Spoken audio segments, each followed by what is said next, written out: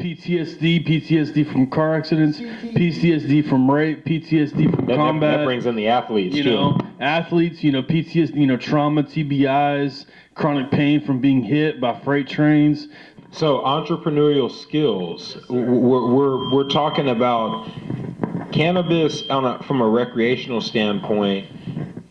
Get just teaching students about like how to I thought that's what the natives were trying to teach, or at least tell us. Responsible choice. Yeah, but I'm just saying that in terms of how to own property. See, you don't really care about the currency that you make, the paycheck that you get. You care about what the paycheck can get you. Yeah. It can get you food. It can get you resources. Peace and yes, exactly. What is wrong with expanding on teaching college students or high school dropouts or anything in between how to have an entrepreneurial skill where you own property, whether you run a business, a dispensary, or you have a farm, and let that help support them as they become independent. Like, what if that was your final? You have to grow a cannabis plant and talk about it. Yeah. Do a dissertation on it. Exactly. On the process. That'll be pretty sweet. Yeah. But see, that's where we got to get it to, where people can do the research, the science behind it, and we can get some, maybe Nobel Prize for it. Maybe maybe somebody can have some breaking opportunities. So I think that'll be a good option. It's not just about growing weed either. I mean, that's definitely part of it, don't get me wrong. But it's about growing your own food. It's about no longer buying this GMO, processed, Monsanto sprayed shit out at the grocery store. You want to buy local grocery, farmers markets, Kroger's and other industries are starting, Taco Bell is starting to support local farmers, actual raw. Can I play devil's advocate? What's that?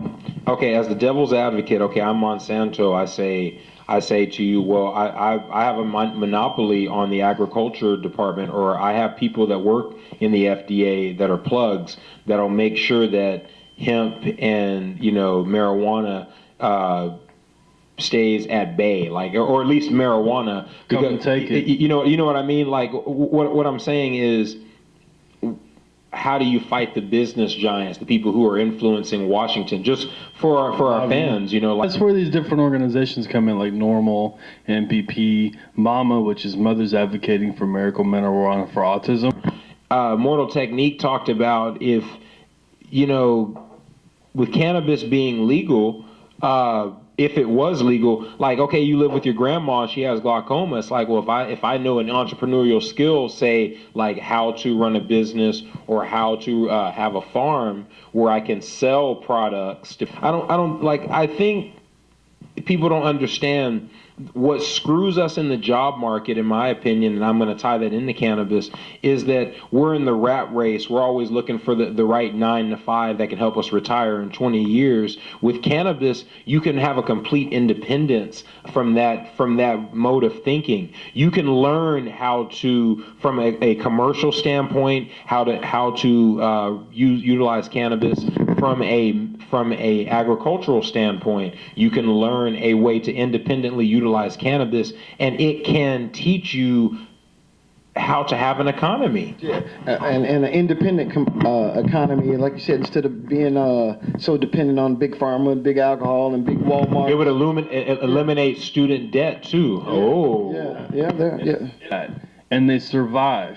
And this is illegal in Texas, or illegal in Chicago, or illegal in Virginia, or illegal in DC, or illegal in New York, but people do it. It shouldn't be illegal to survive. It should be about taking care of everybody. The very thread of this country, what we did is we made illegal is the independence. That's what you're taking. You want dependency. The country is built off dependency. And what we have to do is figure out how to break that, and that's how we do it on the individual level. Like you've mentioned so many times, all the organizations, the nonprofits that are working hard to do this. You're enabling people with choice, and that's really what this is all about. It's not even really the cannabis. It is the freedom of choice to make a wise, conscious decision for yourself. And informed, and that's where we really want to go with this. Let's take this all the way to the granular level. Is we want freedom of choice. I may still choose to stay on my prescription drug, but at least I know there's another option for me, or a combination of the above. And that's really what we need to get to, people, is really figure out down to the nuts and bolts, how can we satisfy the masses? And we do have some very deep wounds we need to fix in the process. I totally agree with that. And I think that's the biggest hurdle of how to. But I want people to know that the people from this community will help you, because this has been a very open and loving community. And I say that in the sense that from racially, from genderly, from I guess from fraternity-wise, whether it's be militaries or whatever, I've seen this community come together of people that really actually truly care for each other. And I really do think more people need to see that we genuinely just gravitate to each other no matter what walks of life we come from and where we may go to later on. We care for each other while we're together. And that's what the world needs to see. Like, open up to see this. Don't cut something that you don't know anything about yet. You know, come and see it and then judge it. And if it's still not for you, just, hey, that's not for me. You know, and that's the way we need to go, man. You know, if there's federal or local law enforcement who are, you know, drop in on this podcast or drop in on this roundtable today, I want you to know that I love y'all. Y'all are out there putting yourself in harm's way. And I would hope that y'all are spending time catching murderers, rapists, and thieves, for people who intrude on people's homes, who, you know, steal people's cars. I mean, these are the things that you need to be focusing on for some. All righty, round table, final thoughts?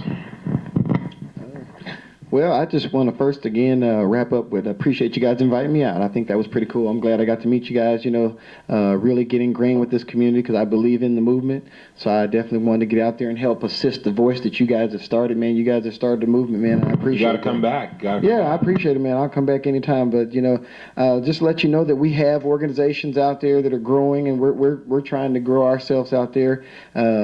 I'm a co-founder for the Indo Enterprise, and you should be seeing some more coming from us. Shout out to Indo Enterprise. Yes, sir. You'll see us coming pretty soon. And we're going to start a podcast to compliment these guys, and the Indo Insider will be coming up live to just bring another hot word from the street. You know, we're just trying to bring another perspective to compliment the voice that you guys inspired us.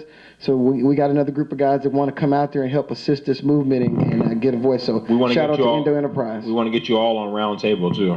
Big shout out to Women's Grow for cultivating cannabis entrepreneurs. Big shout out to Mayor Jeremiah Looney, one of 2 marijuana mayors in the great state of Texas. Big shout out to David Simpson. Big shout out to DFW Normal and Denver Normal and the work that they're doing. Big shout out to my boy Tyler. Big shout out to my boy Sean. Big shout out to my boy Josh. Jennifer Elizabeth Wagenseller, she's my Jew. So I'm a Messianic Jew-ish kind of guy. So let me know what the deal is. Holler at my boys. Oh, Israel's telling me cannabis is kosher. So holler at that. Let me know what the deal is. This is Wagon, over and out. Shout out to Wagon Industries and shout out to the fans. Thank you guys for watching Round Table. Hey, this was dope. Round Table, holla at you. That was nice. Hey. We'll be right back.